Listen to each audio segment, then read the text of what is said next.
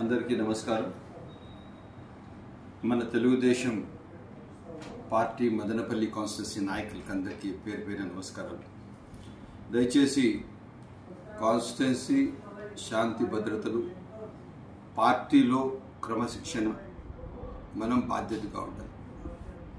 ఎవరో ఒక మనిషి తన స్థాయి వదిలి మాట్లాడినప్పుడు దానికి మనం అనవసరంగా ఇవన్నీ పెంచుకోవడం, దానికి ఇష్యూస్ చేసుకోవడం, అది సోషల్ మీడియాలో ఇవన్నీ వర్డ్స్ ప్రాక్టీస్, ఇదంతా నేను ఎంటర్టైన్ చేయను. నాకు ఇష్టం లేదు. మాట్లాడినంత మాత్రాన ఎవరో అతనేదో పెద్ద ఇది కాదు. ప్రతి మనిషి తన స్థాయి ఏమి, తన ఇది అని తెలుసు. మనకొద్దు, మనం ఒకటే, మనం పీస్ఫుల్గా ప్రజలకు సేవ చేయాలి, కాన్స్టిట్యున్సీకి న్యాయం చేయాలి, కాన్స్టిట్యున్సీ ప్రజల కోసం బాధ్యతగా పనిచేయాలి.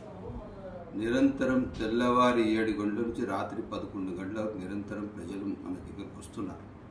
మన పైన సామాజిక బాధ్యత ఉంది. ఈ బాధ్యత నిర్వర్తించాలి.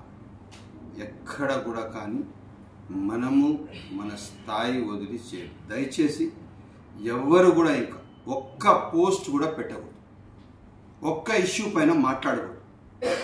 మాట్లాడితే రియల్లీ నేను చాలా సీరియస్గా తీసుకుంటాను. ఎస్పెషల్లీ నాతో ఉన్న తెలుగుదేశం పార్టీ నాయకులకు అందరికీ తెలియజేస్తాను.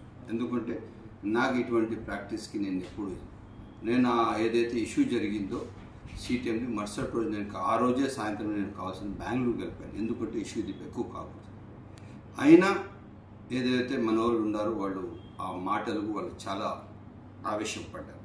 కానీ మనం పార్టీకి ఒక కట్టుబడి ఉన్నాం, పార్టీ క్రమశిక్షణకు సిద్ధాంతానికి కట్టుబడి ఉన్నాం.